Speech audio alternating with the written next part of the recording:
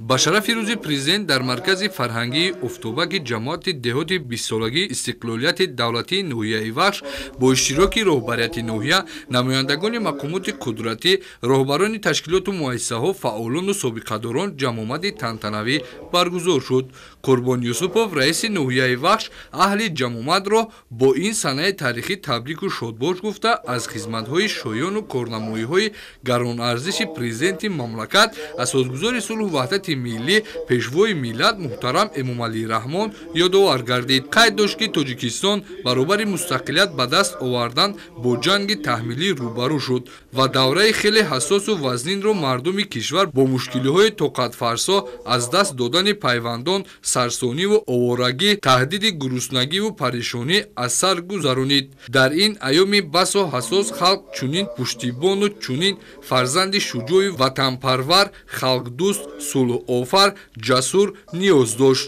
Сокинони ноҳияи Вахш, ки дар гузаштаи начандон дури тарихӣ солҳои 90-уми асри гузашта дар маркази даргириҳои дохилӣ қарор доштанд, ин рӯзгори даҳшатборро хуб дар ёд доранд ва хуб медонанд, ки бо чӣ гуна ташаббускорӣ, талошу ҷонисорӣ ба ин рӯзи саид расиданд. Мардуми заҳматкарини ноҳияи Вахш ва кулли мардуми Тоҷикистон он рӯзгори талху имтиҳони нангини даврро ҳарчанд солҳо гузаштааст фаромӯш намекунанд ва ба қадри сулҳу ваҳдати сартосарӣ заҳматҳои шоёни пешвои сулҳофару халқдӯст, корнамоиҳои бемисли ин абармарди дунёи сиёсат дар ҷодаи ба ҳам овардани халқи парешонгаштаву таъмини якпорчагии Тоҷикистони азиз мерасанд. Таҷлил аз рӯзи президент бо рӯҳияи идонаву шукргузорӣ аз сулҳу субот нишонаи садоқату арҷгузорӣ ба заҳматҳои пешвои муаззами миллат аст. Дар ҷараёни ин ҳамоиши идона дигар иштирокдорон низ беҳтарин фикру ақидаҳои худро дар мавриди давлатсозии навини тоҷикон ва заҳматҳои шоёни пешвои муаззами миллат баён намуданд. Дар қисмати дуюми ҷамъомат барномаи консертии ҳунармандон мураттаб аз суруду тарона, рақсҳои ҷолиб пешкаши аҳли толор карда шуд.